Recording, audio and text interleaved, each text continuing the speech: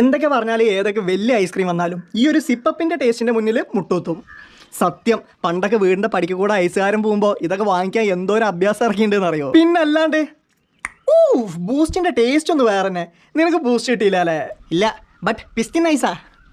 നടക്ക്, കരയാണ്ട് നടക്കുന്നത്.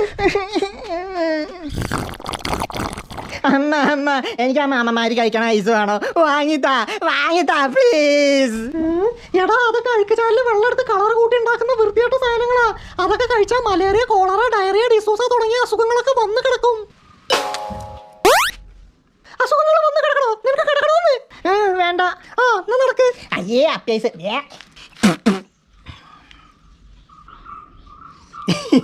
ഈ അമ്മമാരുടെ ഓരോ അടവുകളെ കുട്ടികളെ പറ്റിക്കാൻ അല്ലേ? അതെ അതെ, പിന്നല്ലാണ്ട്. നീ കഴിക്കണില്ലേ? കഴിക്കണം, തണുപ്പൊന്നാറട്ടെ.